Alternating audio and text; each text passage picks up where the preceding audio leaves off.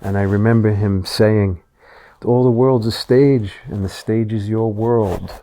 And I went home that night on the 4 train back to Marshalloo Parkway thinking, this is all a stage, and it's mine. Filmmaker Magazine presents Back to One with Peter Rinaldi. Kevin Corrigan is an actor. This is his 6th time on the podcast. His other episodes are number 234, 185, 133, 67, and the very first episode. He sat down with me on the Upper West Side of Manhattan to talk about the work.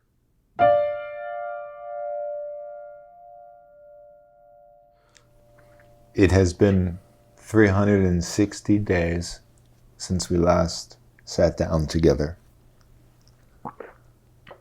360. What is the most significant moment in those 360 days that has contributed to your work as an actor?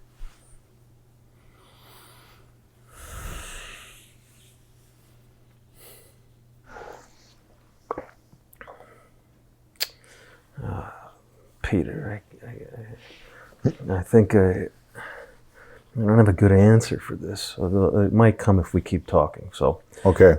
I just have to remove myself from the pressure of answering it right now. We're putting it on the shelf. Yeah. Let me ask you this now. We must celebrate the end of the strike. Do you have that thing that a lot of actors, I think, have right now, which is like, yay, the strike's over. Oh no, the strike's over. Meaning, now I'm officially again an actor looking for work. Yeah, I don't get to blame the strike Yes. for not working. A little bit, yeah. Of course, there's so many other things going on that would seem to diminish the importance of acting, although if it's how you make your living, it's only so far that you can diminish it. Yeah. Before it's like, well, if it's really that unimportant, then do something else for a living. Yeah. I've found like myself at that sort of mark, a point of that level of, well, what am I going to do if I don't act?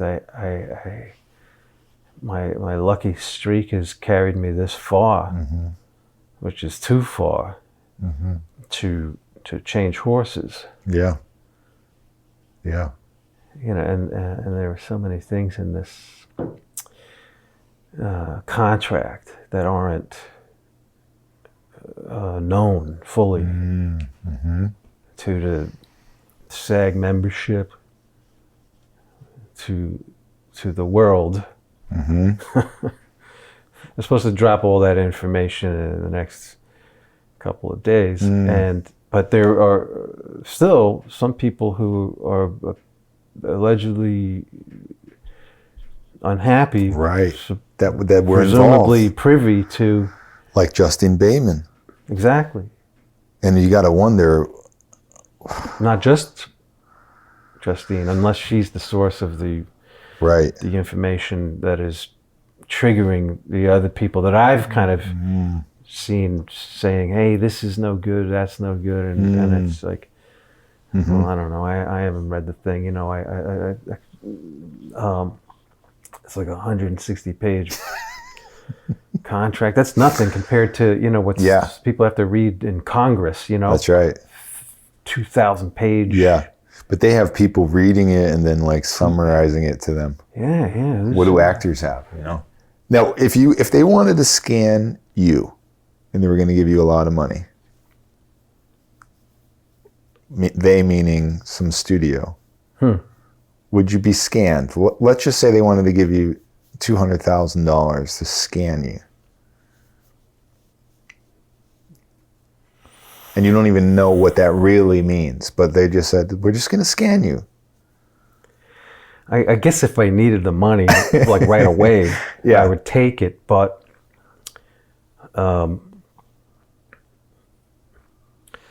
Like, who knows? I'm not sure that's enough to Yeah.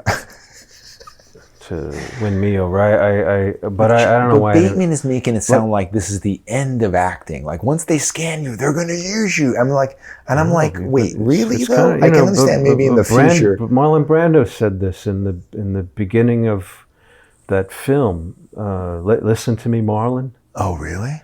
Yeah, it's and the director of that movie used. I don't know if it was his creation. Yeah, that's right. These sort of digital scanned, seemingly scanned images of Brando's face, like computerized, like topography, the sort of digital topography mapping of his face, and it's a motif throughout the film, or at least in the beginning of the film. Yeah. And you hear Marlon going, "It's gonna happen. It's gonna happen. I'm telling you." And so he knew that back in 2002, 2003, and he submitted to this. Wow. He let them scan his face so that he was. This was like 15. How long ago was that? Yeah. 20 years ago. 20 years ago. 21 years ago. So, wow. But now it's a reality. Who knows? Like, how many actors have already given their consent to? Right. Because they want to be ahead of this curve. That's right. My point was during the strike, I was making this point that I think that there shouldn't be extras anymore. I think the union should just give up on that as a job. I think that I was saying that they should offer that up. You know, are extras going to stand up and say, "Hey, how dare you?" I'm like, come on, just do something else. I think that we can have fake extras now. I think even independent movies. I'm talking about people in the background that have to be robotic anyway. I was an extra on Gossip Girl last year just to make some money. Yeah. And everybody that did well on that acted like a robot. You know what I mean? Because they were doing the same thing over and over again, and they were just walking without any emotion. Yeah. And why can't that be done fake now? Why push human beings through that? Yeah, why put human beings through that? No, I was an extra in a movie called Heart. Oh my God, yes, you told me about that. My uncle was in that. Oh, so were you there for that Boxing Day? Yes. So that's the day my uncle was there. It was out in Ridgewood. Yes. It was at the Ridgewood Groves Arena. This is amazing. And it was August 1987. It was like one of the really humid days that you know is going to end in a thunderstorm. You're just waiting for the big thunderclap, waiting for the sky to open up. Yeah. And we were inside that old, musty, old boxing. They call it an arena. Yeah. It was more like it was like being inside Irving Plaza. Yeah. Or something, you know. Yeah. And we were shoved up in a balcony. Interesting. So they had a lot of Actually, people. I moved around at one point. Like at one point, I was up there.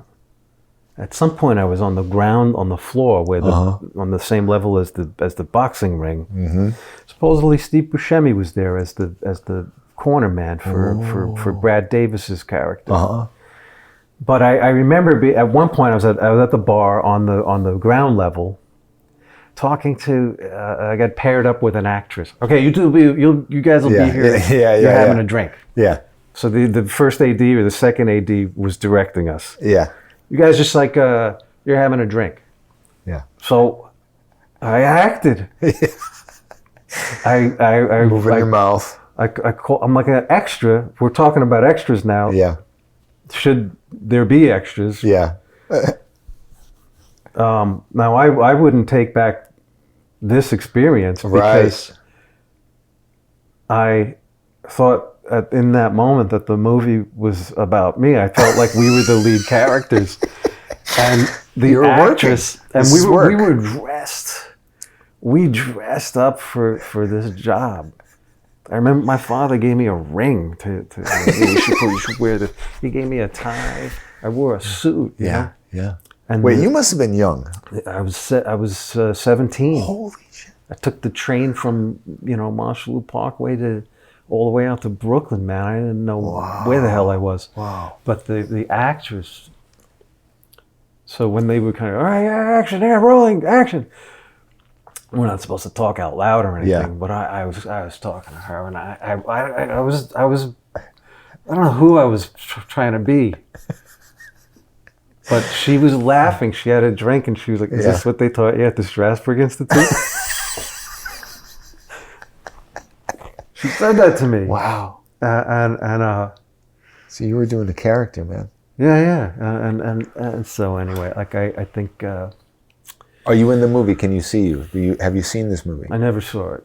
All right, I have it somewhere. It's hard to get right now. It's somewhere. It's somewhere, yeah. It's not on DVD, and I don't even know if it's on VHS. I did see. It was on HBO. There was like a video on YouTube at one point. Oh yeah. Of someone had a video camera, and was just filming stuff on set, and caught Brad Davis having a shit fit over something. Wow. I don't know if it's still on the internet, but I remember seeing that, and it was like, oh my God, that's I remember that. Wow. It must have been interesting to be witnessing a production too, as somebody that was interested in movies. Yeah, I'd never been on a film set before. That was the first time. And then they kind of, after a lunch break or something, they shifted the extras around, and I ended up in a balcony. And they were pumping, that awful fake smoke up into the balcony. And the AD was calling up to us, saying, "We only have to do this a few more times. You're all my heroes." You said that. And I left before the day was done. I couldn't take it. I left, and it really did rain when I walked out of there, and I was heading for the J train or whatever the train goes out there. Mm-hmm. The sky was almost black. And then it just started pouring, and I was like, I didn't stick around to get paid. Oh. So now, if AI is if that's what AI is about, like we don't need to deal with that anymore. Right. Do I have any regrets about young struggling actors being denied that experience that I had? I don't know. I don't know how much. I'll say this. Harvey Keitel said it. Every experience amounts to something. Yeah. Because I asked him, like, did being in the Marines make you a better actor? He's like, that's the stupidest question I've ever heard. Every experience amounts to something. This was at the Strasberg Institute, the same year. Oh, wow. 87. But it's two different things. It's like, there's the technology, and there's... That's right. But the technology takes over jobs all the time, right? Throughout all of history. And, we can laugh about the stuff that it took over, right? And like there was a lot of horses around for a long time to get us around, and I'm sure people were sad when we stopped using horses, and they're like, what are these horses gonna do now that we have cars? This is crazy. These horses need to work. Like, they like to do this, they like to move, and now they like it, right? Like it. And that's the end of, you know how long we've been using horses to get around, and that changed? That was insane that ended. Yeah. That was a big, rich history. of man and horse. Oh, yes. And it's almost silly right now to be like sad about that. But that ended. It ended, yeah. There were 2 movies about that cover that. You know, the transition from the horse-drawn I'm going to give one. economy I'm going to to guess one. automobiles. Magnificent Ambersons. That's one of them. Yeah. Okay. What's the other one? The other one is called Quackster Fortune Has a Cousin in the Bronx. What? That's the actual title of the movie. I never heard of this movie. Starring Gene Wilder. What? As an Irishman in Ireland. And he falls desperately in love with an American student at Trinity College. Wow. Played by Margot Kidder. Whoa, now I got to see this. And so this is late 70s? He sells dung that he collects from the street. This sounds after familiar watching, now. you know, after the horse and carriages go by, Yeah. he just picks up the horse poop and sells it to, for example, like a scene where a woman has like a planter on her window, on her windowsill.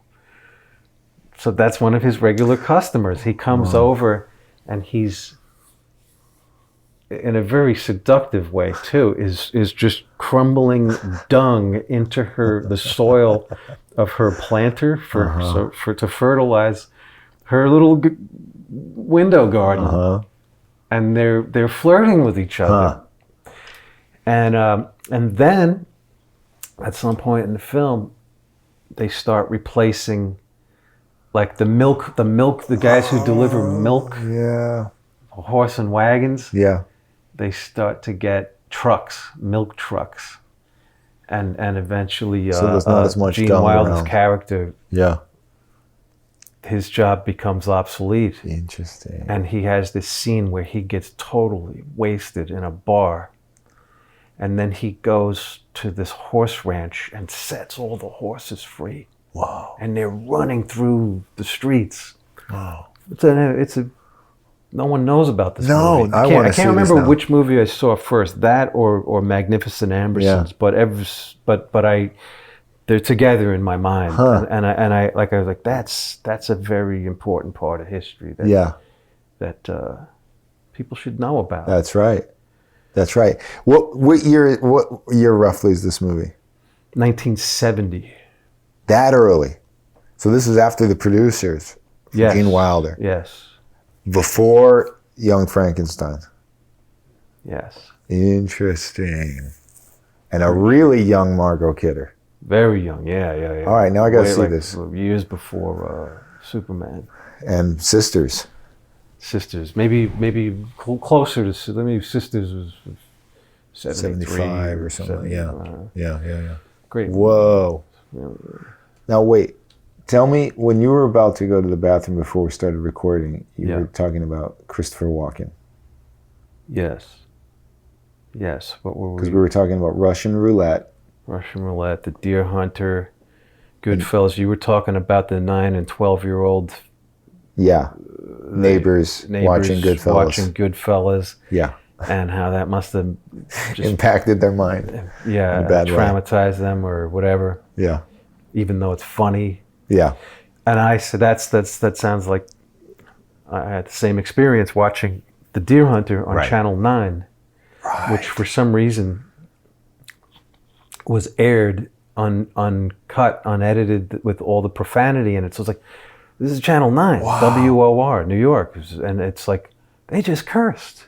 But I remember just like, you know, my parents are walking around, we were in the house, it's watching TV, and you hear John Cazale go, you know, you're a fucking bastard. I said this guy would have good with girls. How many fucking times did I set him up with girls? And nothing ever happened. And it's like that guy just cursed. And it was like, I remember thinking, that's Al Pacino. I don't know how I knew who Al Pacino was. Al Pacino, just the name, has a ring to it, like Elvis Presley or something. Yeah. Al Pacino. Yeah. I was like, and that's him.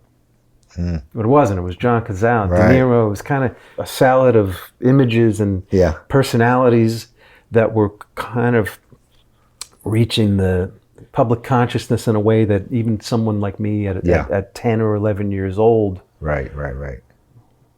was like, he could have been like Billy Martin too. Yeah. You know, you watch Billy Martin in a Yankee game in the 70s on TV, it's like, there's something like sort of X-rated about, or R-rated, let's say. Yeah. Like when he starts yelling. Volatile. Kind of like, you know. Yelling at an umpire. Yeah. and really emotional, volatile, alcoholic. Yeah. Really, let's, you know. Yeah. And yet I thought, like, I want to, almost like the Robin Williams as a kid in World According to Garp when he sees the wrestlers. And he's like, I want to do what they do. That's how I felt watching the Deer Hunters. Like, I want to do what those guys do. But I had to have lived through at that time the rest of the movie, including the Russian roulette scene. Yeah, you didn't know what was coming. I think I may have seen the Deer Hunter. I know I did. I know I kind of the way I put Quacks Their Fortune together in my mind with Magnificent Ambersons and the horses and the cars taking over for the horses, and like I saw the Deer Hunter in my mind with a movie that I had seen before the Deer Hunter called Green Eyes, with Paul Winfield as a Vietnam veteran who goes back to Vietnam to look for his child. This is another movie that I only know from you. Yeah, I've mentioned it before in another one of our conversations. I gotta see this. So I remember standing in the doorway of my bedroom because my parents wouldn't let me stay up to watch the whole movie, and I was really into it. I had really got invested in this film. The story of this Paul Winfield going back to Vietnam, and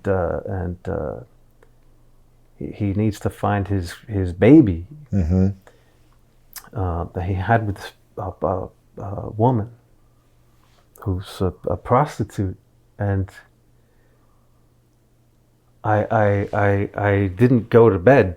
I just was in the room. I looked through the door. I just kept watching the movie through the crack in the door. And the scene where he finally finds out what happens, he finds the mother of his child, and he finds out what happened. He finds out, discovers the fate of his child. It's just devastating. I was crying watching it. I didn't know I wanted to be an actor at that point. And Paul Winfield is just heartbreaking.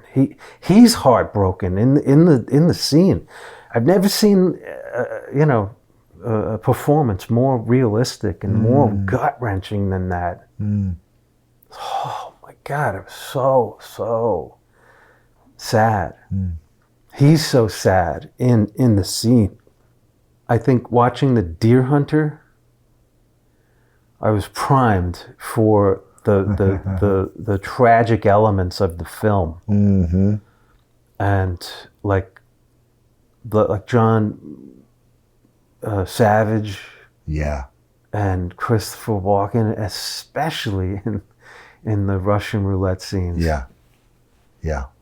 They are just pushed to past the brink of their sanity, and they as actors, they really went there. They go there. I can still think of when Walken's character pulls the trigger after being like he's like just like resisting, and he knows he has to do it, and then he pulls the trigger. There's no bullet. He's shaking, and he's laughing and crying at the same time. and like, when are we gonna get the fuck out? You know, this whole, and of course De Niro's there, like, you know, Yeah. fucking just stick with me. Yeah. He's the one somehow who's like keeps his bravado. Yeah. And while the other two are just fucking losing it. Yeah. And so I worked with Christopher Walken on a movie called Seven Psychopaths, and it's the third time I've actually worked with him. I worked with him on True Romance, Oh yeah. Scotland, PA. Oh. So 1992, True Romance, 2000, Scotland, PA, and then 2011 is when, or 2010 or 11, Seven Psychopaths. And I have to, the plot of the movie, there's a dog, a Shih Tzu dog or something, and he has the dog, and we want the dog. I want the dog. And I pistol whip him, and he's like, I don't know what you're talking about, you know. So I had to rough him up, you know. Yeah. He didn't play along. He was reluctant to. Now, of course, I've heard stories about, like, you know, him being uncomfortable around, like, firearms and stuff, like in going back to At Close Range with Sean Penn. And Sean Penn took advantage of this, insecurity of Chris about guns. And like right in the middle of a take, supposedly, I don't know, he called out to the prop master and says, "Give me the real gun." Whoa. And then that's how Chris Walken had Got that face. that amazing scene in At Close Range where it's like, Right. Penn is like fucking, Whoa. having it out with him, you know, having out there like a, and so it's legend, you know. Yeah, yeah. And I guess I wasn't totally. I was just trying to get through the day, you know. Yeah. And it was a very complicated sort of sequence. Like there were like 3 cameras going, and what looked real from one camera's point of view didn't work from another camera's angle, and it just all had to go. And there's like many actors working in the scene, a lot of moving parts, and I ended up kind of getting the blame more or less for the scene not working. I mean, eventually it did work, but for the sort of period of time where it wasn't working, it kind of came down to me not being more not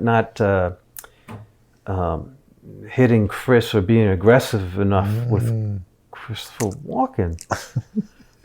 But from my perspective, he was the one who wasn't cooperating, and understandably. Yeah. And we stopped to talk about this with Martin McDonough, the director, and Peter Cohn, the AD, and we were all kind of standing around going, how can we fix this? What's going on? Kevin, what the fuck are you doing? What are you doing? I'm like, what am I doing? What is he doing? He's supposed to, I know, that's not my first rodeo. I know how to, I've had fire. It's like, I gotta, you know, if I hit him with the gun, then he has to move. he has to sell it. Right. By getting hit. Yeah. Takes two to to tango. And so he finally, you know, Chris said, I don't like being manhandled. And there's the Kevin Corrigan, Christopher Walken impersonation, ladies and gentlemen. That was pretty good. It was just all about that. Did he really say, I don't like to be manhandled? I don't like being manhandled. It's a direct quote. I'll never forget it. He's in a scene where he literally has to be manhandled. Yes, and all I'm thinking about is, God, I can't wait till lunch or just a moment where I can ask him questions about the deer hunting, or just talk to him. And Martin, I love you. I love everyone who's given me a job. Yeah. So this isn't like Yeah. I'm not bashing anyone here. This is a true story. Yeah. And it's not a bad story. Yeah. But he said, you got to be more aggressive with him. And I'm like, I don't know what else to do. I'm doing the best I can. Yeah.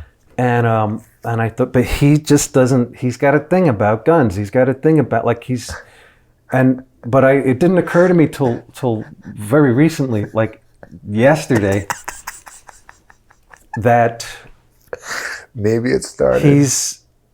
If you've played the Russian roulette scene in The Deer Hunter, you're entitled to be cranky about this stuff. Right. And he wasn't having it. He didn't want to do it. Even though that's what the scene called for, he was uncomfortable with it. And it's like, no, of course, like, why wouldn't he be? What's amazing is that you're thinking, I can't wait for lunch to talk to him about The Deer Hunter, but it didn't cross your mind that he may be still traumatized from The Deer Hunter. I know. And what did occur to me was that conversation was never going to happen. Right. Because I was the last person that he wanted to like have a conversation with. But wait, this is your third time with him. Yeah. You didn't have any moments before this and the other productions where you got to know him a little bit? No, we did. So he remembered you. He didn't remember me. He didn't. I think, I once I told him, like, The Deer Hunter, True Romance, we had that scene where he's like, oh, yeah. Jesus. And then we did have a conversation, actually, on the set of Seven Psychopaths. And it was real nice, too, actually, because I was racking my brain. I really was like, I don't want this opportunity to go by. Yeah. I want to talk to him, Yeah. It's my third opportunity. Right. So I asked him about a YouTube video that he's in where he cooks chicken with pears. You know that video? No. And I brought it up. I said, hey, wait, I saw this YouTube video where you were like making chicken with pears. And Sam Rockwell was there. And he goes, yeah. And he was kind of like, yeah. And Sam said, how do you feel about that, Chris? Oh, no, because he said it wasn't, I didn't give that person permission to make that video. Oh. And then they went and put it on the internet. Oh. And he was kind of, resented that. Yeah. But anyway, it led to us talking about food. Uh-huh. And which is a subject that he loves. Okay, that's good. So I asked him about lemon rice. And he was telling me how to make lemon rice. And we talked about food, and it was like kind of, it just lifted the tension. Yeah. It evaporated. Isn't that interesting? Like it was my starstruck stuff just went away. Yeah. And his whatever was sort of. In his way. He let his guard down. Yeah. Yeah. But although we did actually, now that I think of it, we had talked about food before on the set of Scotland, PA. And what was that about? Well, it was like there was a scene in the McDonald's, not McDonald's, it was Macbeth's. It was like a retelling of Macbeth, but where Macbeth and his wife are the owners of a fast food restaurant. They kill the owner, take over the restaurant. Oh, interesting. And Macduff, the detective who's investigating the murder, is Christopher Walken. So he comes into the restaurant to question the staff. And there's about 4 or 5 of us: Maura Tierney, James LeGros, and a few other people, and me. And so they had to get this series of shots MOS. That means no sound, everybody. No sound. Without sound. Without sound. Which Chris explained to everyone who had to sit with him to get these establishing shots of Macduff interviewing the staff. So he had to go through this routine about a handful of times where the camera's across the room. And so when it was my turn, he said, because, there's no sound, we can talk about anything. I was like, yeah, that's cool. So we'll just talk about anything. He said, I thought I'm going to ask you some questions about food. Interesting. And I was like, okay. And so when they were like, okay, rolling, there's no sound. Yeah. So we just have to look like we're talking. Yeah. So he says, what kind of food do you like? And I said, you know what? I like rice-a-roni. I like to make rice-a-roni, and I like it a little burnt. I like it to be crispy. I like to let the pan get a little burnt on the. So you're kind of scraping it up after. It's almost like it's crispy. It's like crispy rice. And he goes, well, I'm never eating at your house. Cut. All right. Go again. And so that was in 2000. 10 years later, I kind of remembered, food is a safe topic with him. Here's what I'll do. I'll ask him about lemon rice. I said, Chris, try and remove the rice-a-roni memory. Let's talk about rice. So this is a go-to. It's a neutral subject. Anyway, but I if anyone is entitled to not be okay with guns of any kind near their head, it's Christopher Walken.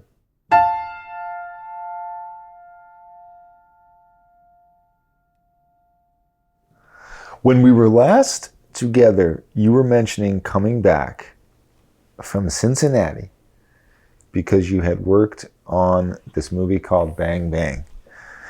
And I have just seen this movie. You haven't seen it yet. That's interesting. It's coming out soon. And I was thinking when we were scheduling this, it really sucks that you are not going to be able to talk about this because of the strike. And now you can talk about it because the strike is over. Mm-hmm. This is a movie that stars Tim Blake Nelson. You play somebody that's kind of like a friend of his. He let's put it this way. He needed a certain energy. And I don't know what that entailed behind the scenes, but there you are kind of playing off that. What was that all about? It was a little like playing off of Patton Oswalt and Big Fan in a way, where, your scene partner is just filled to the brim with, their own problems. And you're kind of like the friend, who's giving them as much room as they need. Is not put off by their ego, by their right friend's big ego, because like Tim's character is a lightweight champion or something, or a boxer. Well, he's a boxer, but I don't know whether he was a champion. Something happened where he's sort of disgraced. Yep. And he comes back to his hometown to try and reconcile with his daughter. And the daughter says, if you really want to make it up to me,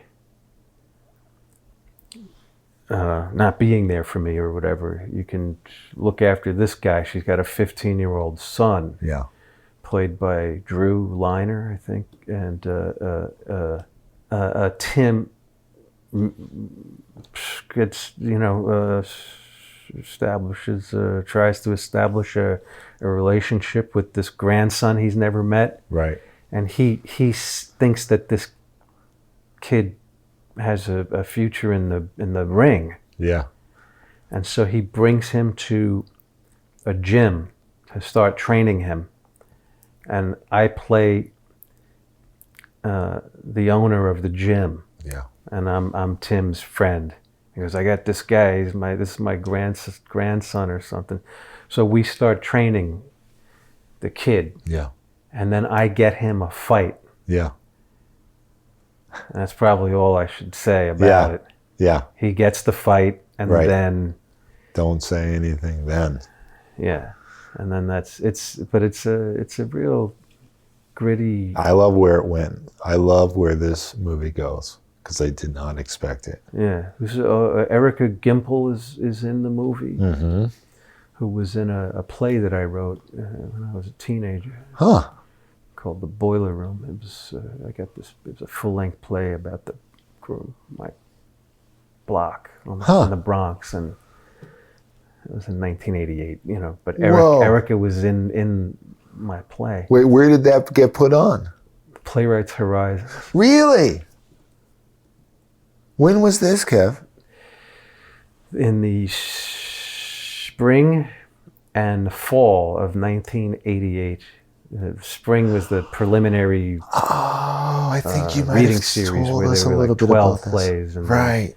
and then it got picked.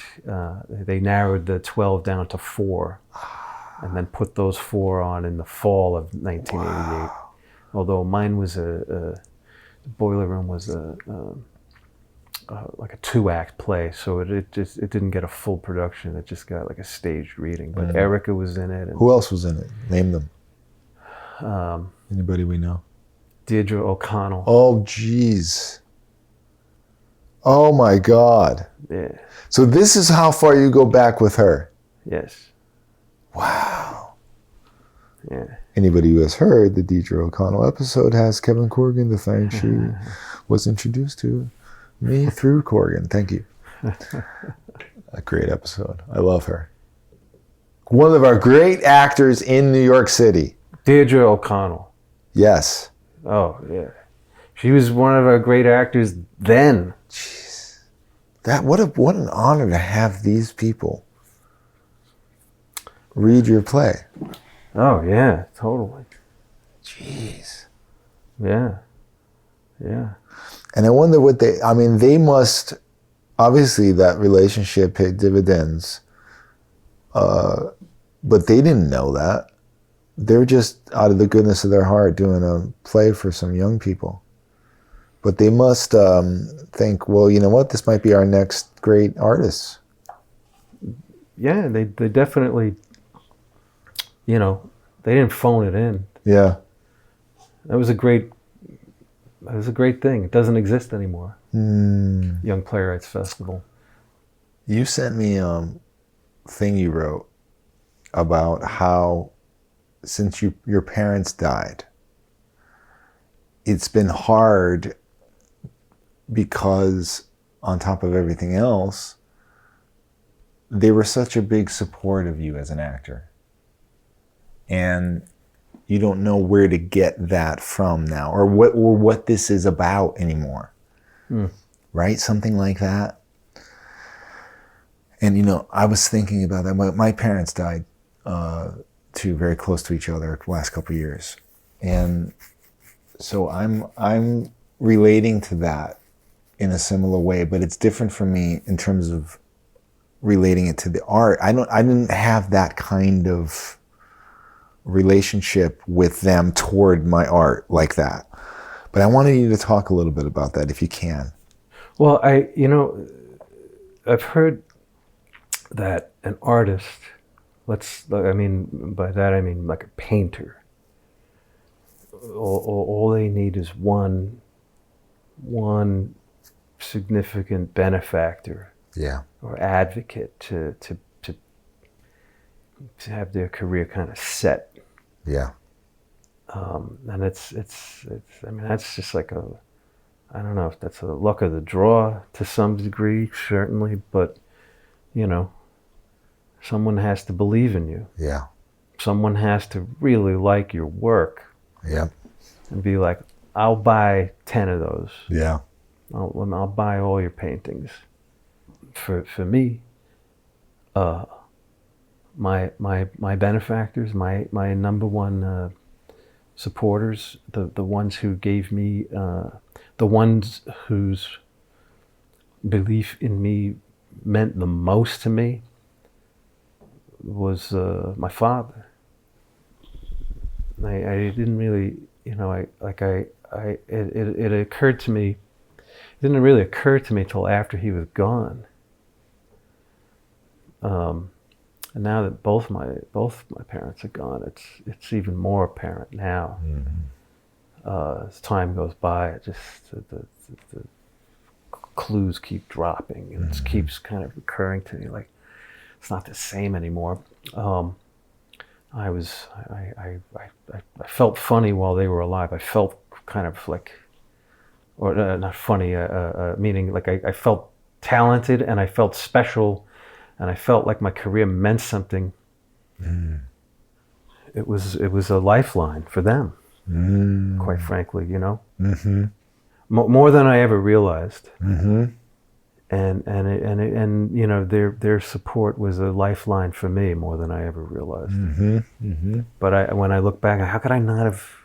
I did know it. We knew it. When my father and I would sit, like he used to have an office on 7th Avenue and 34th Street in the Franklin Building on the northwest corner of 34th and 7th, like right near the garden. Like this is he had bounced around. He had a few different offices in Midtown since the late 70s, and he had a company. He was a headhunter, he had two partners, Auburn Management, and he was like kind of like an agent, He would place people in ironically computer jobs, whereas he had no idea how to work a computer, and yet he was like an agent who would place people at banks and out of college, who had like computer skills. He would place these people, and we would, and then that business started to go the way of the horse, Right. with the coming of the internet, where people could do all that research and that job searching on their own. Right. And I don't think he really saw or could accept the changes that were going on, because he was like, what else am I going to do? He never really knew what he wanted to do. He did want to be an actor at one point. When he was a teenager, when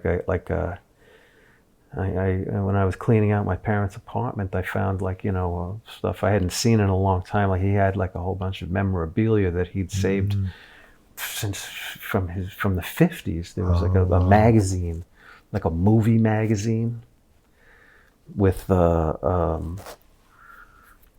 Troy Donahue on the cover or something, and then James Dean and in the back of the magazine there were these blank pages where he'd written his name a bunch of times. He was practicing signing his autograph. Yeah. And when my father was a young man, he looked like James Dean. He joined the Marine Corps when he was 17, so he didn't finish high school. 17, that's only 5 years after he lost his mother.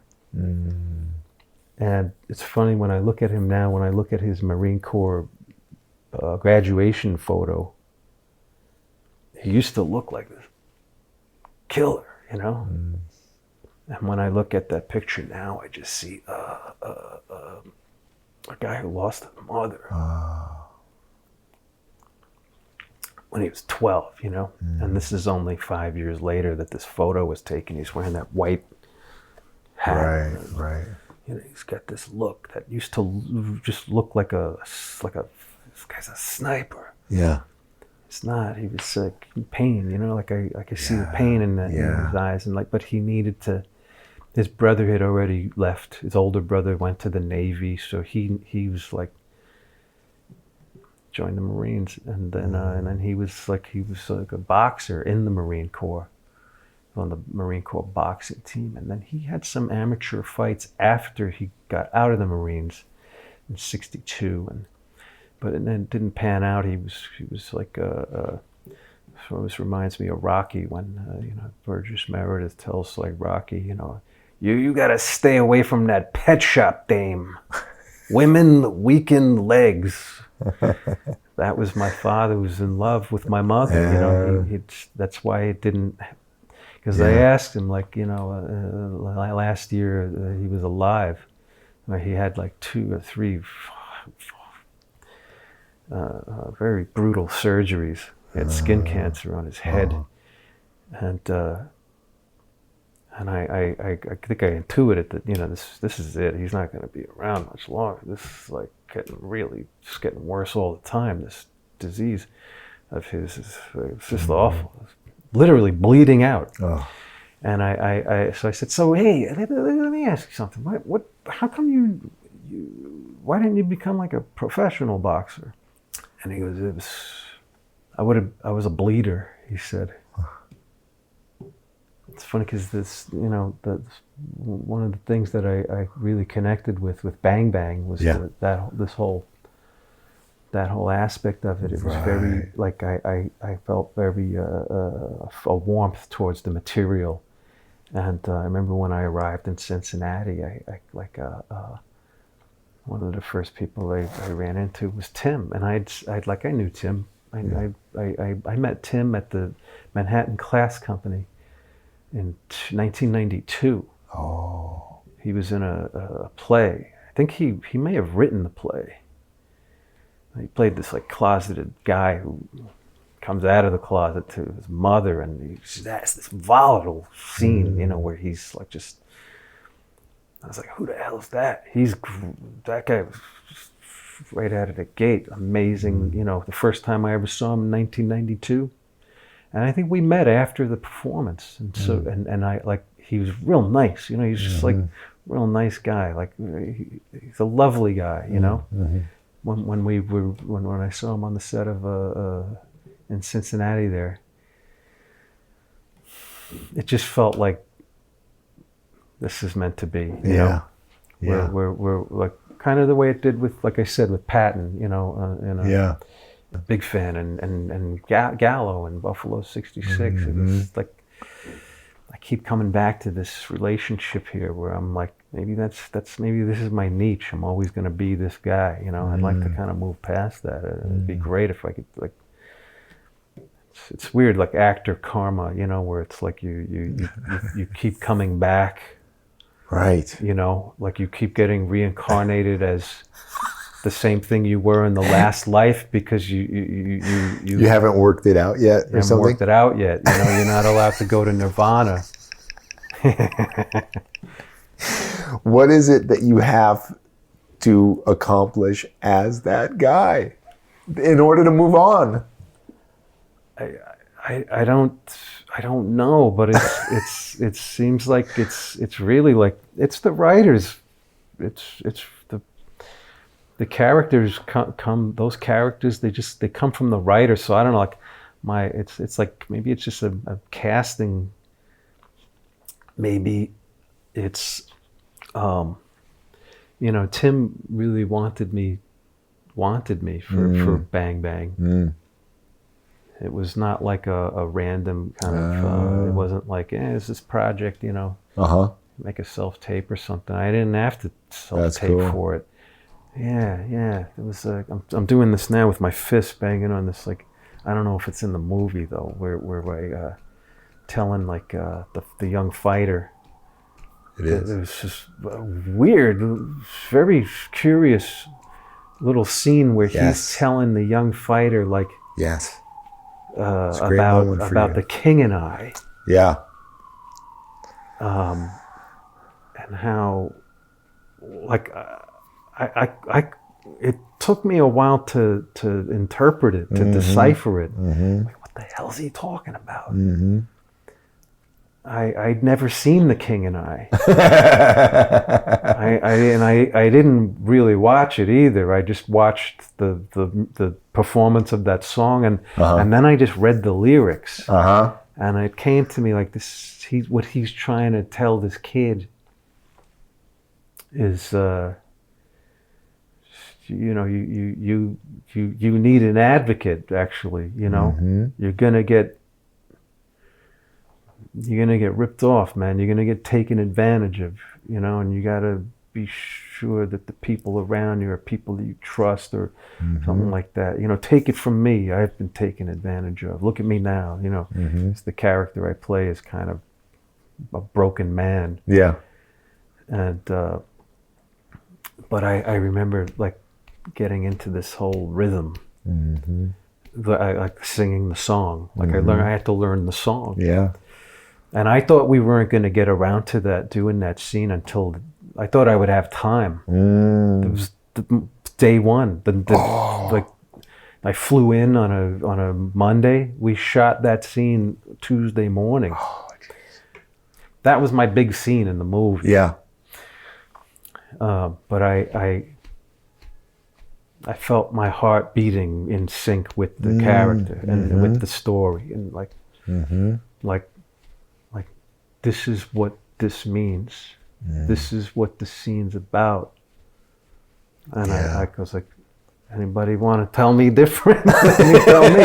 I think this is what it's about. Yeah. And I was like, no one's stopping you. Yeah. And they were like, yeah. It was. Now wait, was Will around for all the shooting? Yeah. And you didn't want to ask, what is this? We may have discussed it. I can't remember though. Yeah. But I don't think we did.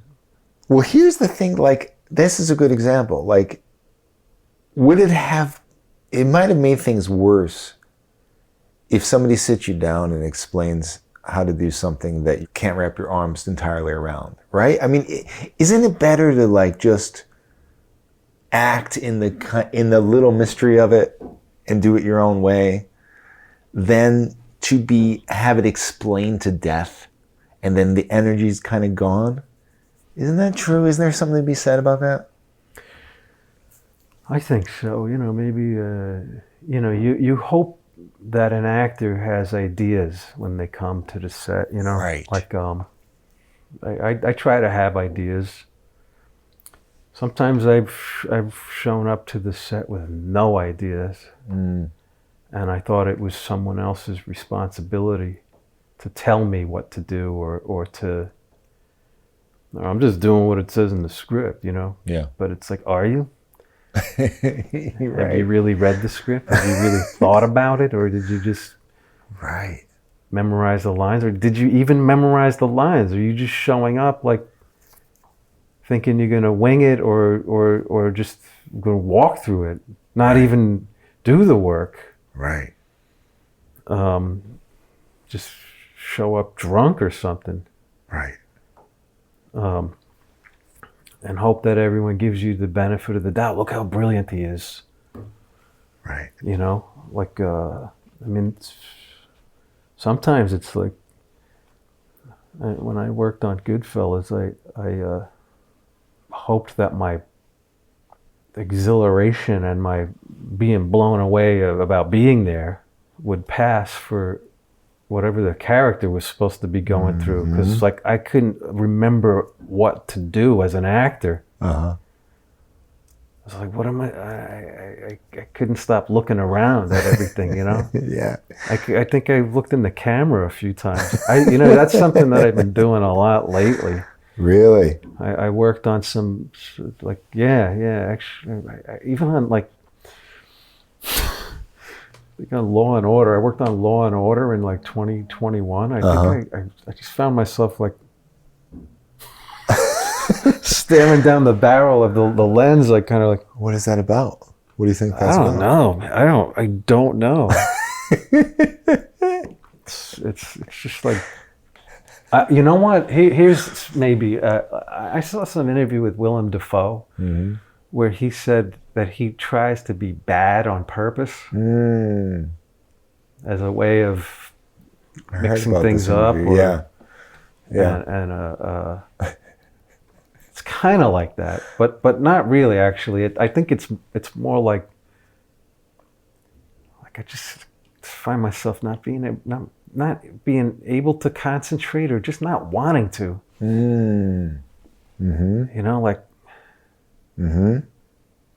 And you're kind of doing the thing that you're not supposed to do on purpose. Yes, exactly. as a way almost to battle against this thing that you're talking about where you're feeling guilty about not wanting to be focused or whatever. Right? Is that like a rebellion thing? Let me look right in the lens. Yeah, like I'm not supposed to be doing this. Yeah. All right, let me get focused here. Maybe you bring it so far into the you make an error so obvious that you shock yourself into, Right. Like, all right, that's enough of that. Just get it together. Yeah. But I don't know. It's like the Brady Bunch. Peter Brady's on TV and he can't stop looking at the Yeah. at the camera. I can't remember what episode it was. Yeah. But it's a little bit like caught in the headlights or something. Yeah. Or why can't I look in the camera? Yeah. Who said I can't do this? So I can't do this. It's like it's like let's break the fourth wall. Mm-hmm. Like Ernie Kovacs, like experimental television or something. Yeah. Just see what happens. I don't know, but it really is being kind of like it's knowing that you're not supposed to do that. Yeah. And then not being able to not do it. Yeah. Because you're not supposed to. Right. And it's like, but I've been an actor for like 35 years. It's like the one thing they teach you in the beginning: do not look in the camera. I did take a class, audition class, audition theory or something. Recently? Not too long ago. Really? And most of the people in the class, and there were about 30, pretty full room class. Yeah. And they were, anywhere from 20s, early 20s, mid 20s to mid 40s. Mm-hmm. If there was anyone in there as old as me, they didn't look it. Yeah, the instructor was 67, and so I was maybe the second oldest in my estimation. Yeah. I sat near the exit the whole time, just not for any. It's just kind of like I waited for everyone else to situate and find where they want to be, and I was like, that's good enough. I don't want to be out in the middle. I don't want to be in the. I would sit in the front row, first seat when you come in the door. So I'm like, like I'm just here to listen. There was no acting that went on. Mm. And the instructor was great and was very,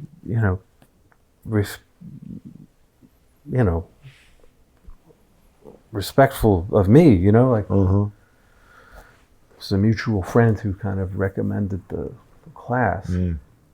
So she was very, she knew the connection and was like, glad you're here, love your work, and it's great that you're here. And I kept thinking, I'm stuff would come up, stories about like problems with auditioning and stuff, and I was like, I got a story about that. I got a story I can tell about. I got something I'd like to say about that. And I never spoke. As much as I wanted to, I just never got the nerve up to do it. But it was more than that. It wasn't just that I kind of chickened out, most of the time when I almost raised my hand to tell about my terrible audition for The Sopranos, as a, so there was a question like, what was your best audition? I was going to tell about my worst audition, and then say it was actually the best, because Georgianne Walken told me I sprayed the room like a cat. And it was worth it just for that, just to hear her say that. Like, I did? Ugh. It's horrible. God, I'm lucky I'm still working. And my God, I walked into this Silver Cup and just fucking sprayed the room. Well, I was scared, Yeah. I was like a cat with a fat tail, all those people. Mm-hmm. I was fucking petrified, Yeah. But I didn't tell this story because, but right when I thought I was going to share stuff, someone else would tell a story that was really powerful. And you didn't want to ruin it. And I was like, it's a good thing. If I had, blown all my hot air, then that kid wouldn't have. Right. Because they would be in tears, some of these stories about stuff, Yeah. I was like, they needed to tell. I don't, but I held my tongue the whole 4 weeks, and and at one point, so there were these handouts, right? We would hand out these things. Like, here, take this, and the students would pass the handouts along. You'd take one and hand it back, and one day there was a handout, and it didn't come my way. And I'm looking over my shoulder to see if it's going to come back my way. Like I didn't get one of those. What's up with that? Like what's going on? Where's my? Yeah. And so the instructor said, "Kevin, did you get a handout? Did you get that last page?" I'm like, "I didn't actually." That's all right, Actually, it's not. I'm thinking like, where's my handout? Yeah. What am I? A mirage? Yeah. What is this? And so I'm actually thinking like, don't let that happen again. I'm like, I'm starting to feel like a big shot. Like, where's my? Was it something I said? Yeah. You cut me off. I don't get a handout anymore. What did I? So they hand it back. It comes down to me, and it's just like a page on the paper. It says, "It's not about you."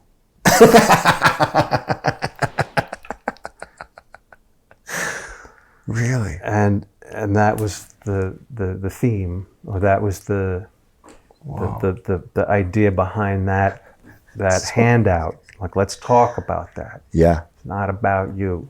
Yeah. It's what I.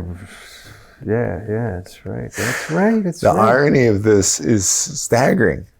It's not about you. It's like another Alan Watts thing. It's not about you. It's another like cosmic consciousness, thing. Like it's you are an obstacle to enlightenment. We get in our own way. That's right. We're not able to make those sort of psychic connections. Yeah. You're not going to leave us without the Sopranos audition story, are you? That was it, pretty much. But I'll tell. There is more to it. How could that be the worst? Like what audition? Was this for Christopher? No, this was the last season. Oh. And but it was my first audition for the show. Oh wow. And so for 6 or 7 years, I thought, for sure I'm gonna get offered a part on this, man. This is like, the Goodfellas afterlife. Yeah. Like everyone who was in Goodfellas, right. Ended up doing something on The Sopranos. When's it going to be my turn? Yeah. It's just so presumptuous, but can you blame me? That's right. But there just was never a part, you know? Mm-hmm. Actually, I think there may actually have been a part, and anyway, I finally had an appointment to go in and to read for some guy who's supposed to be really crazy or really like he kind of puts Tony Soprano on edge. He's so weird and crazy, and he's like a I couldn't tell you the episode or the character, but they're both visiting somebody in the hospital at the same time, and this guy starts like fucking with Tony and intimating stuff and being weird and I forget. Tony's kind of like it's like on his guard with this weird guy who's acting all crazy. Mm-hmm. And so I got there. It was like a big room, a big lofty big room in the Silver Cup building. You could see the Queensboro Bridge outside the window. It was just like. But there were like 9 people in the room. Wow, it's just like a table and 9 people behind the table. There wasn't even a table that I can recall. It was just like a sectional couch or just like a bunch of chairs or. Wow. It was just like 1, 2, 3, 4, 5, 6, 7, 8, 9. So many people. It's so dumb. I was like I was just like and my friend Michael Imperioli was one of those people. He was, I think, on one of the writers at that point.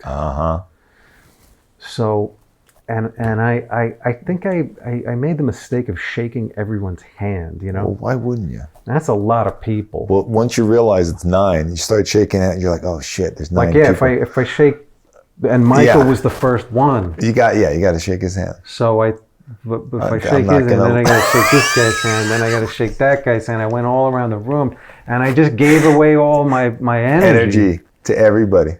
And then we did the audition, and I screamed all my lines. I shrieked, not screamed. I shrieked. I hit the ceiling with my voice. Wow! Because I was so scared. Yeah. Of all these people, I felt like like I had to clobber them all somehow. But I remember, and it just sprung out of me, I just fucking just went ballistic immediately, and I remember seeing Michael go like this. He jumped in his chair, and he was like looking around like, oh my God, what's this guy doing? Yeah. I don't know this guy. Yeah. And I was just like, I just went nuts, and it was like completely. You knew it was wrong as it was happening, but you couldn't stop it, kind of. Yeah, it's like looking in the camera, It's just like just a rookie mistake. Yeah. And I don't like I know what I sound like when I yell. Mm-hmm. And this must have been a real kind of a it just was like all wrong. It was just wrong, and I don't even know I can't remember if they asked me to do it again, or whether I just walked out of that room with my tail between my legs. Mm-hmm.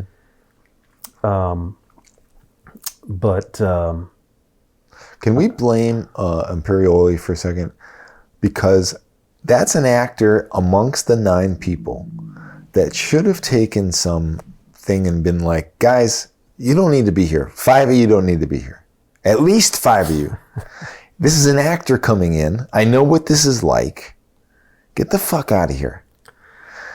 It's not like the first season where he's a supporting character, like you're saying. He's a writer. He's probably a producer. You know, get the fuck out of here. I don't know about that, but I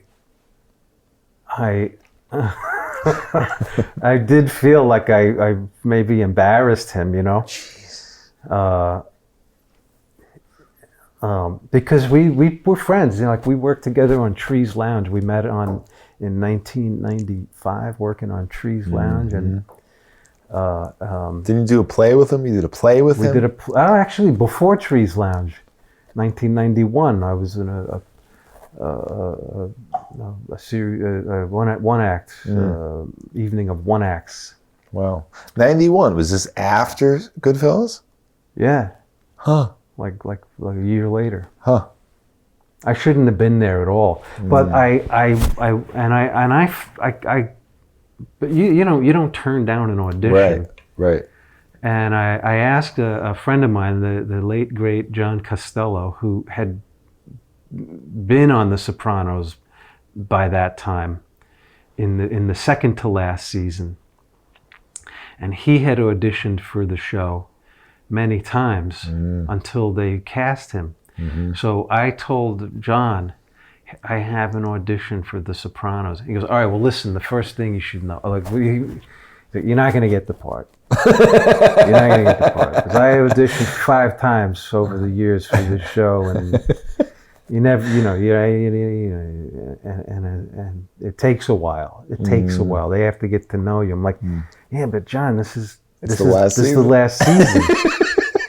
I went in there thinking this is my only shot at being on this show. That didn't help. Oh, that didn't help. That didn't help. And John was usually very helpful. It's got to be helpful to say you're not going to get the part, though. That's kind of helpful. And that's not bad advice. Yeah. I just didn't know how to use that advice the right way. Right. And you know, I'm so full of wanting. I just want it so bad and all that. Yeah. But anyway, a month after that experience, I got another chance. Oh. There was another, I don't know if it was the same episode or another episode, but Georgianne Walken told my agent, tell Kevin to come at 1 o'clock. His audition is at 2, but I wanted him to come in at 1 so I could talk to him. And this time around, it was only one person in the room besides Georgianne. It was just David Chase alone. Whoa! But she wanted to prep me.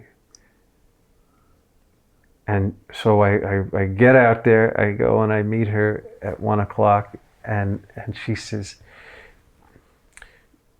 you came in last time and you were like a cat. You came in and you sprayed the room. So here's what I want you to do. This is so nice. You don't have to be that demonstrative and that dramatic, you know, like David doesn't like that. You're going to play it really, really cool. Whatever her directions were was to just do the total opposite of what you did before. It's like, okay. And so... Wait, wasn't this nice? I mean, that's a really nice thing to do. Oh, yeah. Oh, absolutely. Yeah, she's cast me and stuff. So she knew yeah. what you can do. Yeah. It was great. I thought I had a pretty good relationship with Georgianne in those years in the 90s into the 2000s. Like she was, I read for her many times. She was, and Sheila Jaffe. They were great. They were, loved them, and I think they liked me too. And it was, she did try to help me get it a job on that show, but it wasn't. I just didn't. There was no part, you know. There was no part. What did the Chase audition? What was that like, though? He was kind of like Don Corleone, to be honest. He was just, he had his hand over his mouth, and he was just sort of contemplative. He would just go make gestures like, good.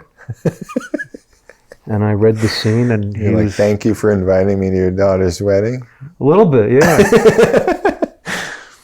Why did you go to the police? Why don't you come to me for a favor? Why don't you come in here and spray the room like a cat? I don't, you don't need to do all that stuff, you know. I didn't know. I was trying to make an impression, you know. It's like, I don't know what to do now. I mean, like, it was, I certainly thought I was, had a chance. I thought I was like, it's like you can't say I'm not in the same league as all the other people on this show. But no, I just, sometimes it's just not. That's the one thing I meant to ask in that audition class, audition theory workshop, was like, what if you're just not right for the part? Right. And you know it. Should you conscientiously object to the audition and say, I can't go in on this. Right. I'm not right. I mean, I've had that experience many times, and the manager or agent says, just stop being silly. Just you can play this part. It's like, yeah, but I can play the part, but I'm not right for the part. I can do an experimental version of the thing, but not I can't do a version of this that the producers are going to sign off on. They're going to get someone who's right for the part. Right. So don't, but you want the job. Right. And you go in and you try to get it. I guess the question is do you lose something by just trying to do something that you know you're not right for, and failing at it? Does that knock a couple hours off your life? And then when you do a bunch of these, you're knock a day off your life. You know what I mean? That's the question. Are you losing something from the willful venturing into this thing that you know you're going to fail at? And someone might say, no, maybe you're even gaining something because you're facing it. Sure. And do you know how many people got auditions on this that talked to me on the show when they knew they weren't right for the role? Oh, I can imagine. Yeah. They've talked about this. You either got like the right swing or you don't. It's like yeah. So I'm kind of overthink.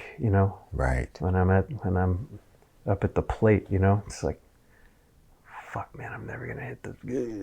Shit. Before you know it, you got 2 strikes and you've watched both of them go down the fucking. Like I don't know what to do. It's like. Whereas the right actor is just gonna fucking hit it out of the park on the first pitch, without like really much thought or it does take something out of you to fail, unless you're really a routine or a sort of a pact with yourself not to let this stuff get to you. But it's often it has gotten to me. It's never because you're bad. You just feel bad, Yeah. Often you don't hear how it went, so there's that whole void that you fill in, like it must have been terrible. So that was kind of it was nice of Georgianne Walken to fill you in on that void, to give me another chance, just to let me know, like, forget that last audition. Yeah. Yeah. It was fine. Right. But you sprayed the room. Yeah. We're gonna do it again. Yeah. That's I don't think that's ever happened before. That's never happened before.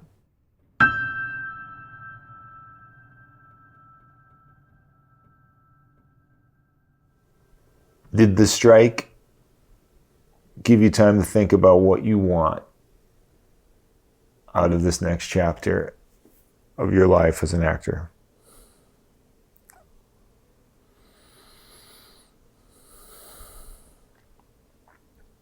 Did it what? Did it give me time to think? Yes, it did. Did I use that time? No. I don't know what part I want to play. But you asked me a question at the beginning of this conversation, like is there a moment or something? Well, I'll tell you this. I did a reading in April. There's a series called the Evil Hour reading series. I was asked to participate in that.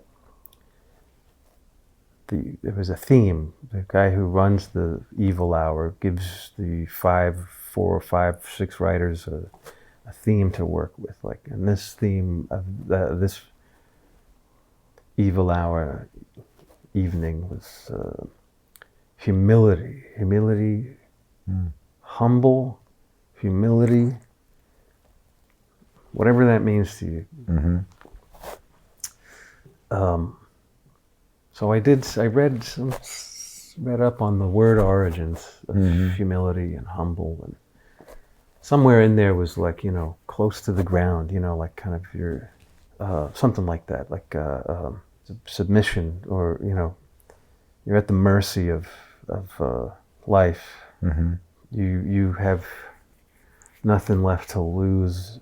You, or maybe finally, the obstacle, the last obstacle between yourself and a divine experience has collapsed. It was you. Mm-hmm. It made me think about a lot of things. It made me think particularly about my mother and the last 2 weeks of her life, which were very, very defined. 2 weeks.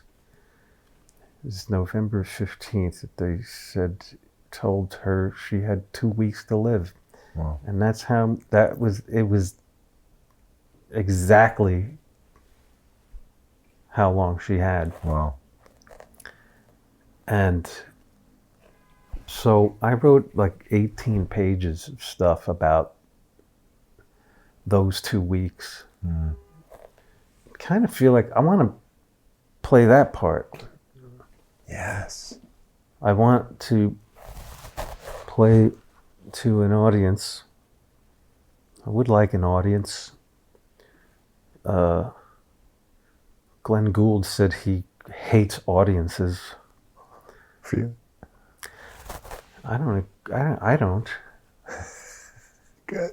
I really enjoyed this experience. It was usually those stories at the Evil Hour are only like 5 or 10 minutes. Mine went on for like 35 minutes. But people were really moved by where I took my narrative. So I incorporated a few different sort of things in there. I performed like, a page from a Pinter play, No Man's Land, where one of the characters falls to the floor drunk. Mm-hmm. And how Amanda Plummer turned me on to that play. I was having lunch with her at the farmer's market in LA, 1999 or 2000, a long time ago. And she was describing, she's like, have you ever seen No Man's Land? Have you read No Man's Land? And I hadn't. She talked about this. She saw Ralph Richardson and John Gielgud perform this play. Jeez. Ralph Richardson's the drunk who falls to the floor.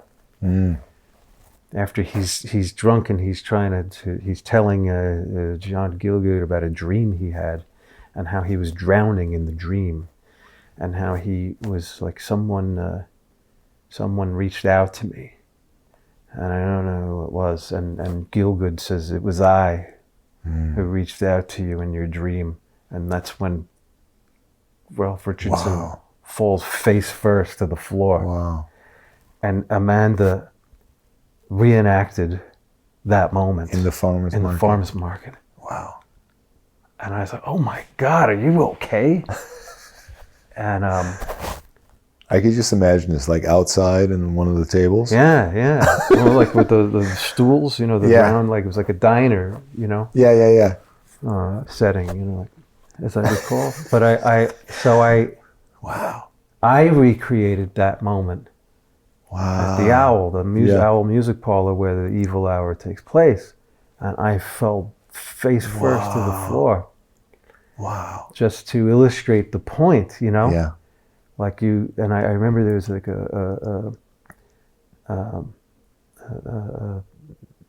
in the program for Cuba and His Teddy Bear, the play that De Niro was in at the Public Theater in 1986. There's like Ronaldo Pavad, the guy who wrote the play, put old Hebrew saying in the title in the introductory page or something, like a man must descend very far in order to find the strength to rise again. And I felt like that. That's, fall to the floor. When you got nothing left to lose, that's when you begin to find redemption, maybe. And I threw a lot of things into this piece. I had some memories of like early days at the Strasberg Institute and having like a meal with Al Pacino and like 9 other people at the Astor Riviera diner after a performance at the Strasberg Institute. All the actors in the play were students of Charlie Lawton, who was Pacino's mentor. Yeah. And I remember I wasn't in the play, but I went to see it about 8 times because I wanted to be part of this group. And I remember the stage manager, Sarah Pearl, English actress, she said, Al's coming tonight. I'm like, who? And I didn't believe her, because I was like 17 at the time. He ended up sitting right in front of me. It was in this little 40-seat theater on the 4th floor of the building. And then he took everybody to the Astor Riviera diner for a meal after the play. It was like the Last Supper in a way. And Al Pacino was like Jesus. Only it wasn't the Last Supper. It was like, for me, it was the First Supper. Because I carried that memory around with me ever since then. And that was right out of the gates. That was 17. Wow. And I was sitting here, some guy was sitting here, Pacino was we were separated by one person. And I remember him saying, all the world's a stage, and the stage is your world.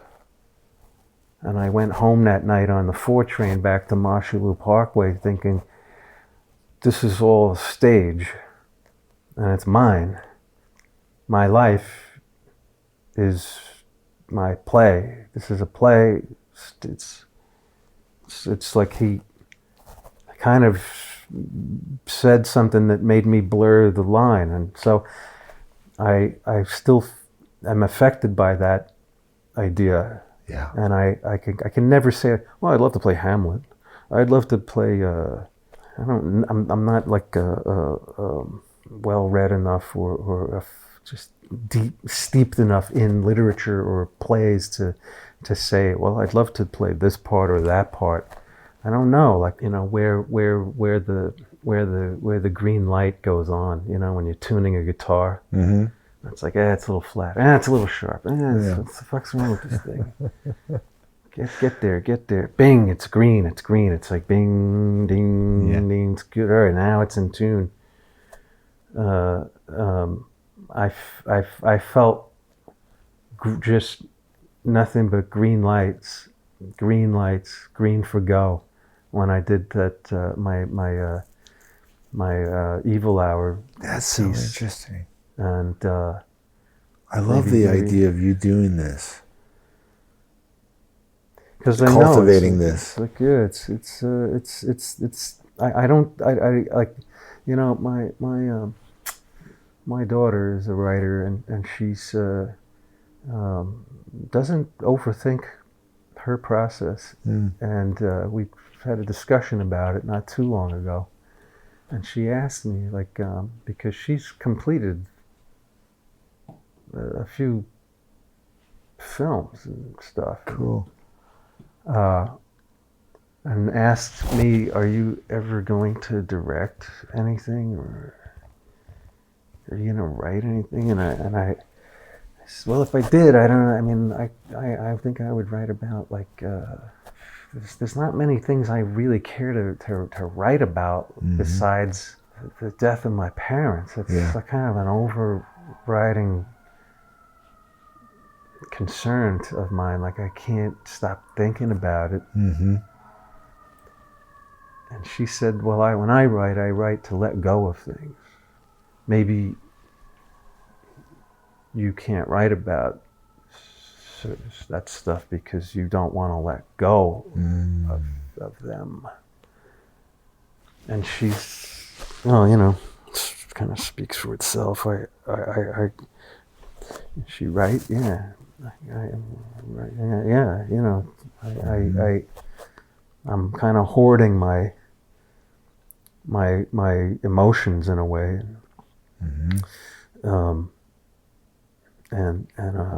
but I didn't at this reading. Maybe some kind of one-man monologue type show or something is where I want to go. Or you know what we're gonna do? We're gonna hold you. I say we, meaning me and the audience. We're gonna hold you to the cultivation of this in some way. We don't care how you cultivate it. We are just going to hold you to that cultivation, whether you like it or not. I hopefully maybe I will cultivate it or No, you will, because we will hold you. hold me to it. Do it. We'll see where we're at a year from now or something. Exactly. But Kevin Corrigan. Thank you so much. Thank you.